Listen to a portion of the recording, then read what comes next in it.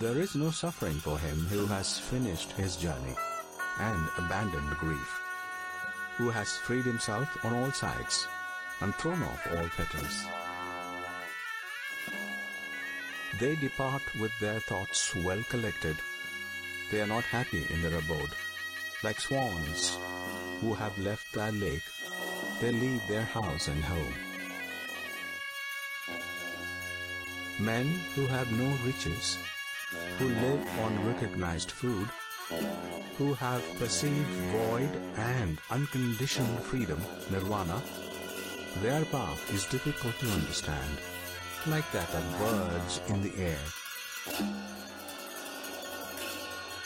He whose appetites are stilled, who is not absorbed in enjoyment, who has perceived void and unconditioned freedom, nirvana, his path is difficult to understand, like that of birds in the air. The gods even envy him, whose senses, like horses well broken in by the driver, have been subdued, who is free from pride and free from appetites. Such a one who does his duty is tolerant like the earth, like Indira's bolt. He is like a lake without mud. No new births are in store for him. His thought is quiet, quiet for his word and deed. When he has obtained freedom by true knowledge, when he has thus become a quiet man. The man who is free from credulity, but knows the uncreated, who has cut all ties, removed all temptations, renounced all desires, he is the greatest of men. In a hamlet or in a forest, in the deep water or on the dry land, wherever venerable persons, Arhanta, dwell, that place is delightful. Forests are delightful. Where the world finds no delight, there the passionless will find delight, for they look not for pleasures.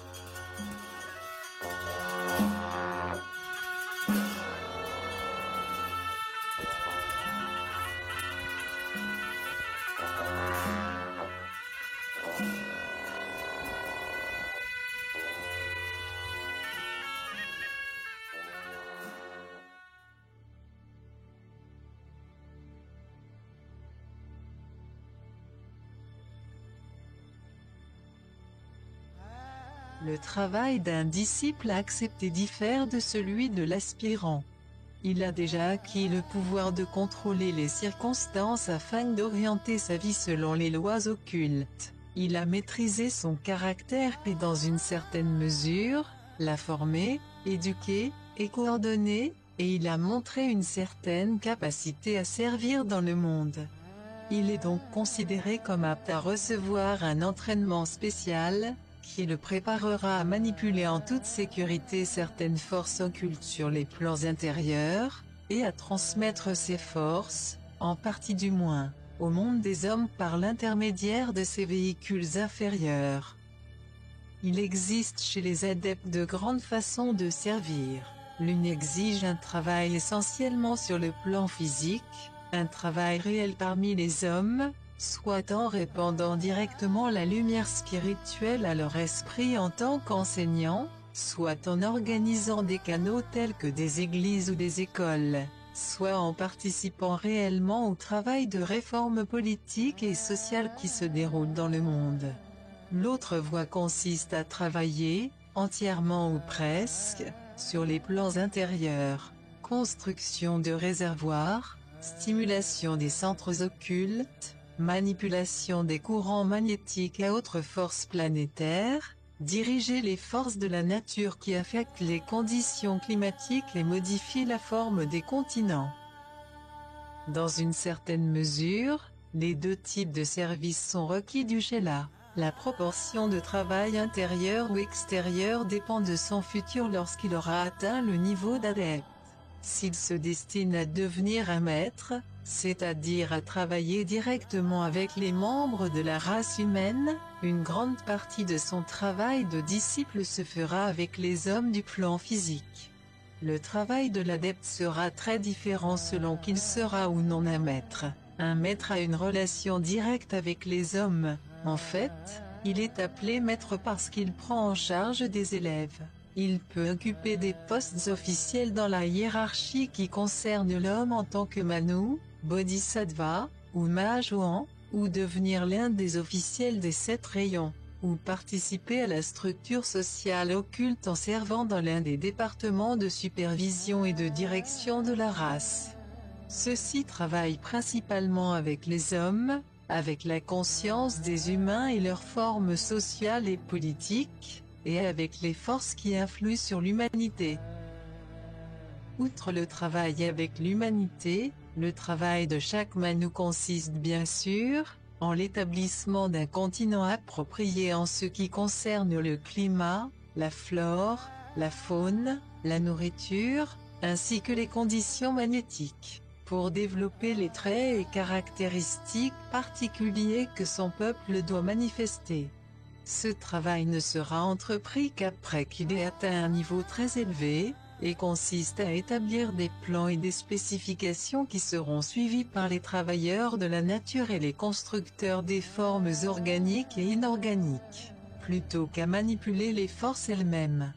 Au moment opportun, il convoque dans des laboratoires occultes des centaines de spécialistes, qui ont expérimenté pendant des millénaires les principes de la construction de continents, et leur confie une grande partie de la responsabilité de la réalisation des plans. Son principal travail consiste à modeler des masses d'hommes, en dressant un groupe contre un autre sur le plan social et politique. Il maintient le juste équilibre entre les nations sous son contrôle, par la compétition et la lutte, mais aussi par la paix, la prospérité, et les divers arts qui en découlent. Il doit développer certaines qualités chez son peuple selon le plan établi par le régent de la planète, ainsi que par le logos archétypal qui supervise les planètes d'un certain type et d'une certaine tendance évolutionnaire dans un groupe donné de systèmes solaires. Bien que notre logos soit directement responsable de son propre système solaire, il invoque l'aide d'autres logoi supérieurs qui se sont spécialisés dans le passé dans certains types d'évolution, et qui sont pour ainsi dire des consultants experts pour divers logoi sur les parties difficiles de l'évolution solaire. Tout cela trait au côté manifesté de l'évolution sur le plan physique. Un Manu est sans aucun doute un grand occultiste, mais surtout quelqu'un qui sait où trouver les services dont il a besoin, et réquisitionner les connaissances nécessaires à la construction de son royaume. Alors que les rois règnent pendant une vie sur un royaume, composé souvent de divers États tous subordonnés à leur autorité, le royaume du Manu couvre la naissance et le développement d'une grande race racine et comprend de nombreuses civilisations, nations et empires en son sein.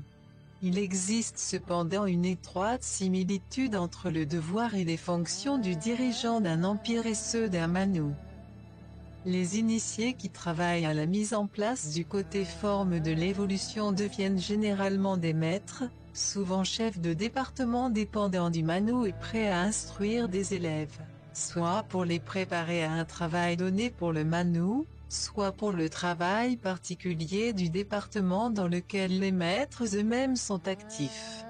Le département du Manu et de la construction de la race inclut les départements du Bodhisattva et du Mahajouan avec leurs diverses ramifications. Tout cela est essentiellement un travail dans le monde humain avec les diverses forces, élémentales et autres, qui travaillent à travers l'homme et les règnes associés à l'homme. Mais une autre grande ligne d'évolution opère principalement avec les forces intérieures. Étroitement associées au travail des Devas, L'adepte qui suit cette ligne se rapproche presque de leur travail. Il ne s'agit pas seulement de construire de grands réservoirs pour emmagasiner la puissance magnétique, spirituelle et élémentale, mais aussi de développer des forces de la nature sur les plans intérieurs et extérieurs, latentes dans la matière. Lorsqu'ils atteignent le stade d'adepte, les Chelas destinés à ce type de travail sur le plan intérieur commencent immédiatement leur formation au maniement des forces occultes. Ces forces sont tout à fait différentes des forces utilisées par l'humanité et sont dédiées à son service. Elles sont plutôt liées à l'évolution de la planète elle-même, et à l'ouverture de centres occultes dans le corps planétaire. Ce département s'occupe de nombreuses choses étranges et mystérieuses, des forces qui émanent non seulement du grand centre de pouvoir au centre de la Terre, mais aussi de diverses gaines qui constituent les corps physiques, éthériques, émotionnels et mentales de la planète. Dans ces gaines, certaines forces sont latentes et doivent se déployer petit à petit, pour que la croissance planétaire soit harmonieuse et équilibrée. Ces forces dans le corps planétaire sont comparables aux cellules du corps et du cerveau qui contrôlent le subconscient de l'homme physique. Les Chelas qui travaillent sur cette ligne doivent apprendre à invoquer le système solaire et tout le système cosmique, afin d'y puiser des forces spéciales à utiliser en cas de besoin, de la même façon que le corps éthérique apprend inconsciemment à puiser le prana ou vitalité pour l'usage du corps. Cependant, sur le grand plan planétaire, les cellules et les centres qui chez l'homme forment le subconscient, sont représentés par des entités conscientes qui dirigent ce travail. Les Chelas s'efforcent aussi d'apprendre à entrer en contact avec de nouvelles forces intersolaires, et à agir en tant que foyer par lesquels ces forces peuvent être distribuées sur la planète. Dans ce domaine, bien des choses étranges demeurent encore inconnues pour la plupart d'entre nous. Nous n'effleurons que la superficie de cette autre conscience, le subconscient, dans notre propre corps et encore plus dans le corps planétaire. De temps en temps, des entités d'autres régions et systèmes solaires sont appelées pour instruire la planète, et l'aider à invoquer des forces inhabituelles jusqu'alors inaccessibles. Puis, graduellement et avec une grande prudence, ce deuxième département d'adeptes et leurs assistants apprennent à développer en eux les conditions et les vibrations qui leur permettront de transmettre ces forces à la planète. De temps en temps, d'étranges groupes errants d'agents destructeurs font des incursions ici, par hasard ou envoyés ici pour faire passer aux travailleurs planétaires certains tests et épreuves. Le groupe des gardiens de la hiérarchie est alors appelé à une action rapide. De nombreuses évolutions planétaires n'ont que peu ou pas de relation avec l'homme. On pourrait comparer l'humanité à un groupe de cellules dans le corps planétaire avec une fonction majeure, peut-être le système cérébro-spinal par certains aspects. Mais nous ne connaissons ni ne comprenons l'existence de nombreuses autres évolutions. Après tout, l'évolution de l'homme est accessoire dans celle de la planète. L'homme profite de cette évolution, mais celle-ci n'existe pas pour son bénéfice. L'essence élémentale tire profit de son utilisation par l'homme pour ses propres objectifs évolutionnaires, mais elle n'existe pas principalement pour lui. Elle n'est qu'un des matériaux disponibles pour son utilisation temporaire dans un plan plus vaste. Ainsi, la vie et la croissance de l'homme sur cette planète contribuent aux éléments nécessaires à la croissance planétaire, et en partageant cette croissance et en contribuant à ces éléments nécessaires à la complexe vie planétaire, il lui est permis d'en profiter lui-même, par l'expérience et par l'évolution. Son intérêt est de raccourcir autant que possible son séjour à ce stade particulier. Il contribue au bien-être de l'évolution planétaire en la traversant le plus rapidement possible, en ne retardant pas sa croissance ou en cherchant à ne pas accaparer trop de force pour son usage, car son évolution accélère toutes les évolutions. De la même façon qu'une cellule du corps, son devoir est de participer à la vie planétaire, de remplir ses fonctions ici, et d'apporter sa contribution aux forces magnétiques du corps planétaire. Son bonheur et son bien-être dépendent de l'accomplissement de ce service. Tout autre plaisir ou bonheur est accessoire, et sera détruit s'il s'oppose de quelque façon à cette exigence du service. Celui qui tente de s'approprier un bonheur ou un pouvoir personnel en opposition avec cette loi de service à la planète, devient comme une cellule cancéreuse en guerre contre les besoins du corps entier. S'il acquiert assez de puissance pour mettre en danger la vie de l'ensemble, lui ou son groupe sera éliminé s'il ne peut être réorienté vers son devoir. C'est ce qui se produit lors des jugements périodiques. Nous en avons un exemple dans la destruction de l'Atlantide et dans la damnation éternelle évoquée par le Christ dans la Bible. La nécessité d'accomplir un service requis pour la planète est la base de l'enseignement du Dharma. Il est inévitable à ce stade que les hommes recherchent le bonheur personnel, mais celui-ci ne pourra être que le résultat de l'accomplissement du Dharma, le devoir, le service au plan. Toutes les religions enseignent le devoir envers Dieu comme la première condition requise.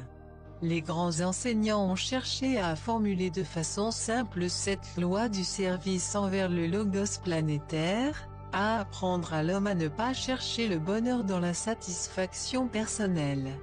Le bonheur ne pourra venir que de l'exécution du plan, et ceux qui sont heureux fondent leur bonheur sur le plan et non sur les autres humains.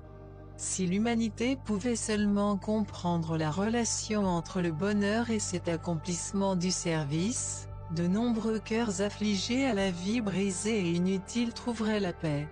En vivant, juste en vivant noblement, ils servent la loi. Dans la plupart des cas, le suicide est un péché contre cette loi fondamentale d'obéissance et de service envers l'esprit planétaire.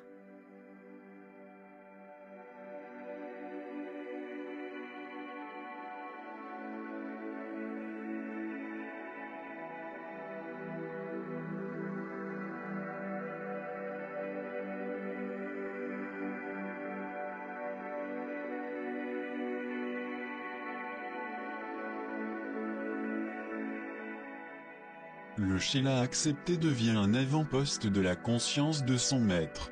En d'autres termes, il est appelé à distribuer sur le plan physique certaines forces dont le maître dispose.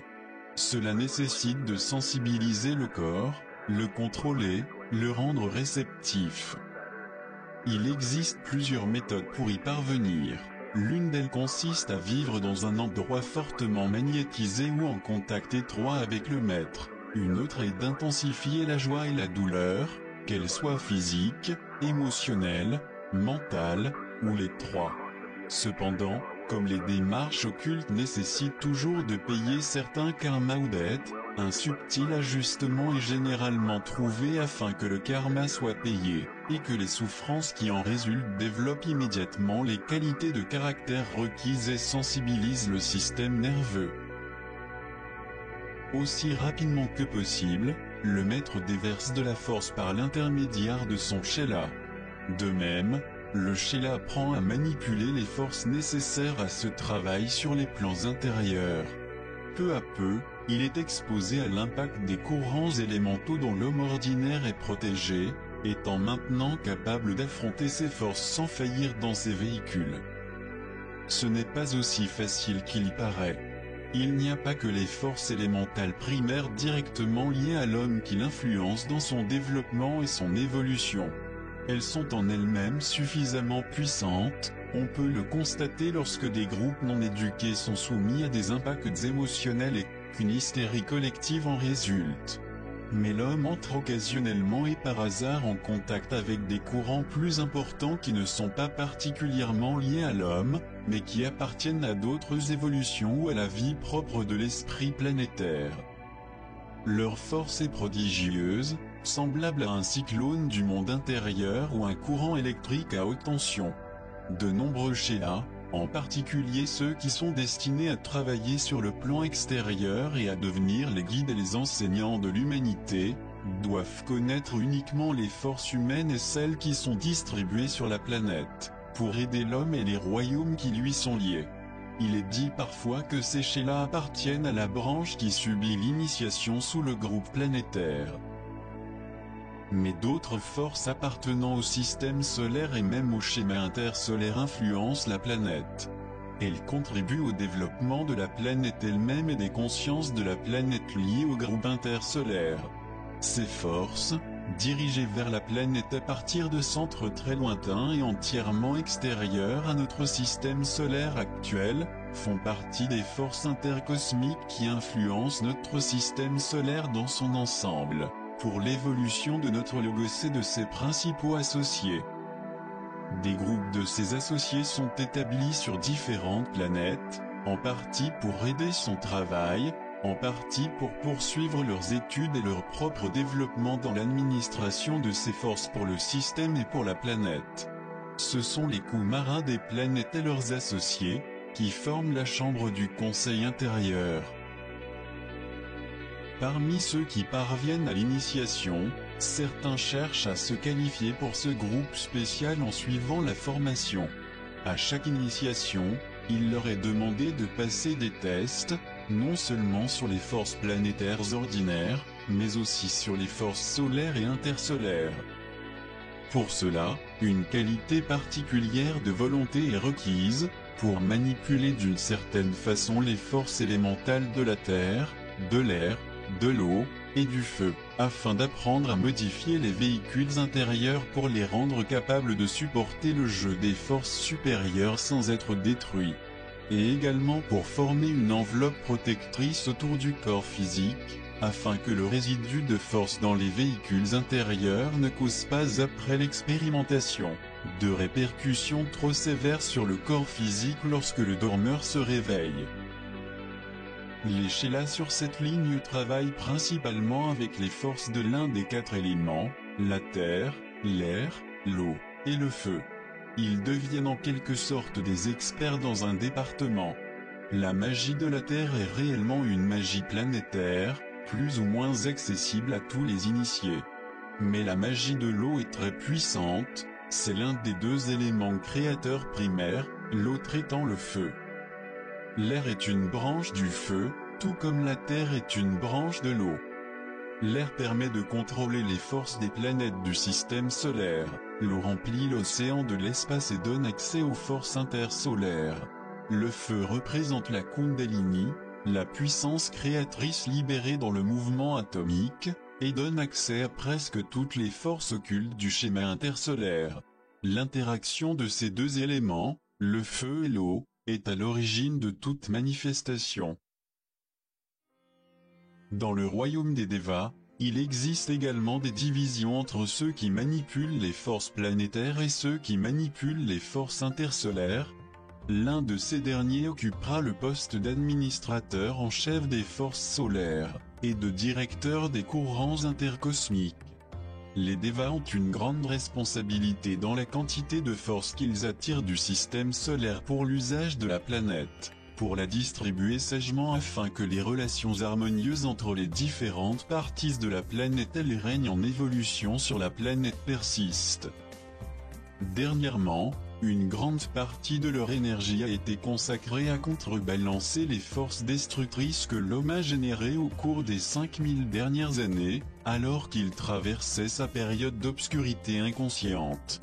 Auparavant, il coopérait avec les Devas, soit consciemment, soit en obéissant aux lois religieuses et dictées par de sages maîtres. Depuis le début de l'ère du Kali Yuga, cette coopération a cessé.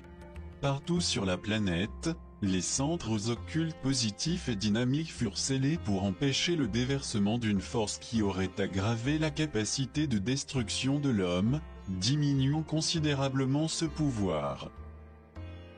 L'une des raisons de la forte augmentation des maladies au cours de cette période, venait de la diminution de la vitalité de l'homme suite à la fermeture de ces centres actifs dans le monde.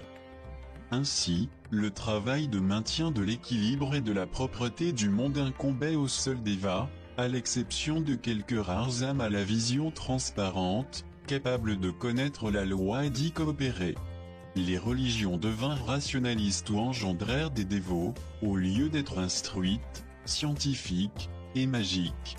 Seuls les réservoirs négatifs qui alimentent la dévotion, l'amour, l'aspiration et l'abnégation ont été laissés à la disposition de l'homme, ne pouvant être utilisés à mauvais escient pour sa propre destruction pendant sa période d'ignorance et d'obscurité.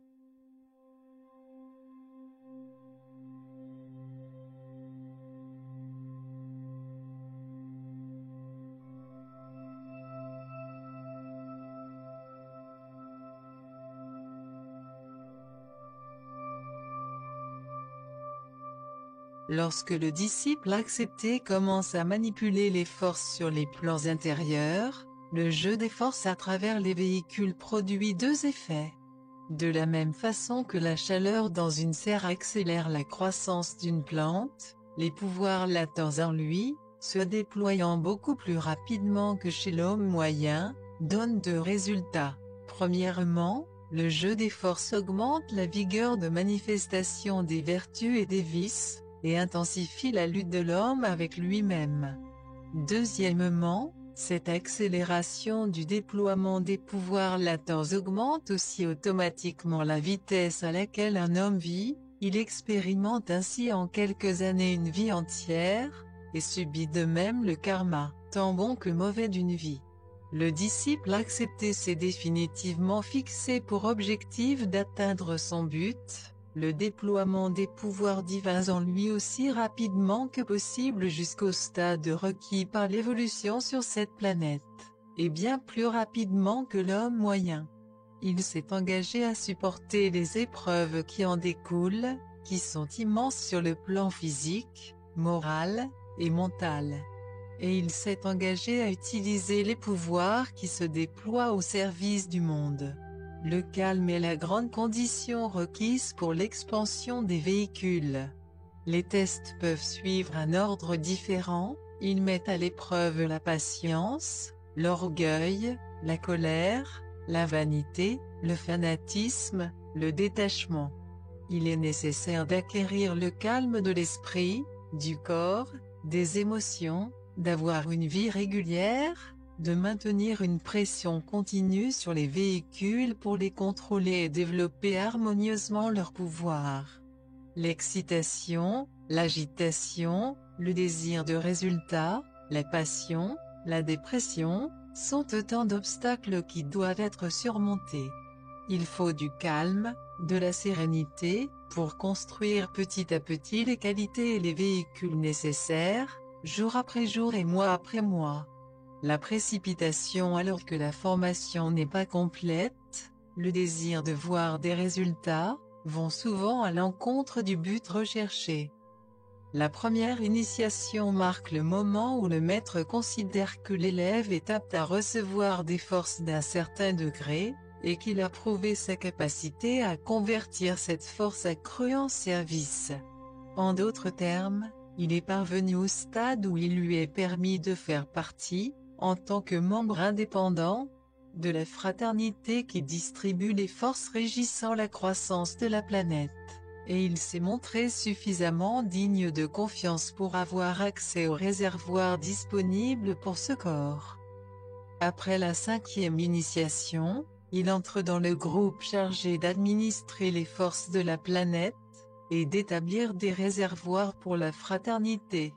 Ce groupe a la responsabilité de rassembler les forces du système solaire qu'il juge nécessaires pour une période donnée, et de les répartir entre les différents départements, de la même façon qu'un gouvernement répartit ses budgets. Le travail du disciple accepté est de se préparer le plus rapidement possible à prendre sa place dans la fraternité. Cela est fait en contrôlant les véhicules afin qu'ils puissent supporter les forces sur les plans extérieurs, en apprenant à manipuler les forces sur les plans intérieurs, et en contrôlant ces corps soumis aux impacts répétés du karma coïncidant avec sa croissance. En fait, Le développement du disciple dépend de la croissance en lui de la force, de la ténacité, et de l'abnégation. La force résulte du pouvoir acquis dans la manipulation des forces, de la ténacité, de la façon inébranlable d'affronter les problèmes précipités par le karma en lui et dans sa vie, et de l'abnégation, de sa capacité à mettre tous ses pouvoirs au service du monde. Son intelligence et son discernement doivent en parallèle et constamment se développer pour pouvoir utiliser sagement la force dont il dispose. De même qu'un homme riche doit apprendre à gérer sagement son argent, l'étudiant en occultisme doit apprendre à répartir sagement son temps, ses forces, et son service. On ne rend pas service au monde en distribuant indistinctement de l'argent à tous ceux qui le demandent. L'administrateur de fonds publics ou privés apprend vite qu'acquiescer à tous les appels d'argent fait souvent plus de mal que de bien. Il existe un malentendu dans le monde quant à la fonction d'un enseignant spirituel. La mission du Christ était pour certains de réconforter, mais pour d'autres, d'être comme la balance de la justice, châtier ceux qui commettaient de mauvaises actions. À certains, il apporta pitié et aide, mais à d'autres, il a donné des tâches impossibles à résoudre, comme dans le cas du jeune homme possédant de grandes richesses. Les hommes ont parfois besoin d'être réconfortés, mais ils ont surtout besoin d'être rassurés quant au but à atteindre, et d'être guidés par le courage, l'indépendance, et le sacrifice des considérations mondaines au profit de ce but. Les grands enseignants ne viennent pas tant pour nous consoler de nos peines, que pour tracer la route de la conquête qui mène vers de nouveaux mondes. Il faut un courage et une force suprême pour franchir les portes du royaume de Dieu. Cependant, tous ceux qui parviennent à l'initiation n'auront pas le statut du Christ ou du Bouddha. C'est une fonction parmi d'autres qui exige des qualifications particulières, que seul un homme exceptionnel même au sein de la fraternité possède. Lorsqu'un Christ parvient à cette grande responsabilité, sa compassion est si profonde et sa compréhension des hommes si vaste, que son cœur est relié par des lignes de lumière invisibles à chaque cœur humain de la planète, une figure imposante d'amour, de compassion, et de pouvoir. Sa conscience atteint des sommets si élevés, qu'il peut transmettre à la planète la conscience et la puissance de la deuxième personne de la Trinité. Mais le travail de la hiérarchie concerne de nombreux départements, chacun exigeant des qualifications différentes et se consacrant à une branche différente du plan. Non seulement les 7 grands seigneurs des rayons ont leurs principaux départements, et leurs groupes d'administrateurs associés pour distribuer la force de chaque rayon, mais à l'intérieur de chaque département, de nombreux sous-départements et branches nécessitent une spécialisation. Il existe plusieurs maîtres mais un seul Christ, et les qualifications pour sa fonction ne sont pas celles requises pour les autres fonctions. On peut trouver un parallèle dans le travail d'une grande nation, car après tout, la méthode d'administration d'un royaume est très semblable à celle de la planète, une autre preuve du vieux dicton, ce qui est en haut est identique à ce qui est en bas. Le roi règne sur son peuple et est le chef du gouvernement. Le prêtre doit répondre aux problèmes de la nature émotionnelle de l'homme, lui apportant réconfort et secours dans les moments difficiles. D'autres départements doivent se consacrer au service de l'État, contribuant directement au bien-être ultime de l'homme et du royaume, mais ayant rarement un contact direct avec l'homme individuel. Un tel département est formé par de grands scientifiques, menant des recherches qui profiteront à des millions de personnes, mais qui ne peuvent effectuer leur travail que dans l'isolement et sans interruption. Ils peuvent avoir très peu de sympathie personnelle ou de compréhension pour les problèmes de l'individu, bien qu'ils consacrent leur vie au bien-être de l'humanité. Les maîtres ne sont pas tous des Christ ou des Christs en devenir. Ils occupent des fonctions dans le gouvernement complexe de la planète, fonctions qu'ils ont acquises grâce à de grandes qualifications, également nécessaires. une capacité supérieure selon certaines lignes, qui les rend aptes à mener à bien leur travail particulier, qu'il s'agisse de recherche, d'art, ou d'administration, et la volonté de mener ce travail pour le bien-être du monde. On considère parfois qu'un maître est simplement un homme de bien. On oublie que pour devenir maître, il faut avoir maîtrisé un domaine de la conscience humaine, et qu'avant d'être affecté à un poste de responsabilité dans le monde, il faut avoir conquis le droit à cette nomination par des capacités avérées. La vertu non accompagnée de connaissances et d'aptitudes, n'est pas d'un grand secours pour l'humanité. Aucun homme ne tentera d'obtenir une maîtrise en lettres dans une université humaine sur son seul bon caractère, il doit aussi être doté d'un bon outil intellectuel. Et à l'inverse, il ne peut tenter d'obtenir ce diplôme si la vertu n'accompagne pas l'intellect. La même loi s'applique dans tous les mondes, et le Christ lui-même est parvenu à sa position élevée, non seulement par la pratique de la compassion, mais aussi par l'étude approfondie et prolongée des mystères de la conscience humaine, devenant ainsi un adepte dans la compréhension du cœur humain, de ses motifs, de ses ruses, de ses trahisons, de ses sublimes réalisations, et ses pitoyables échecs. Il serait bon de se rappeler, lors de son apparition en Palestine, sa dénonciation des oppresseurs aussi bien que sa compassion pour les opprimés, et non seulement sa pitié pour le pécheur, mais aussi sa juste colère contre les hypocrites, qualifiés de génération de vipères. Les adeptes appelés maîtres, ceux qui s'occupent majoritairement des masses humaines et qui sont responsables de leur évolution sur le plan politique ou religieux, sont les seuls à prendre des élèves au sens général du terme. Les autres adeptes, que l'on pourrait appeler des spécialistes, réunissent généralement autour d'eux un petit groupe de même lignée et type, aptes à partager leur travail particulier, et à éventuellement leur succéder lorsqu'ils quitteront la planète. Ces adeptes ne peuvent être contactés que par ceux qui ont atteint un haut degré de compétence dans l'un des domaines spéciaux de recherche, tels que la manipulation des forces magiques, ou des connaissances approfondies en sciences ou en musique.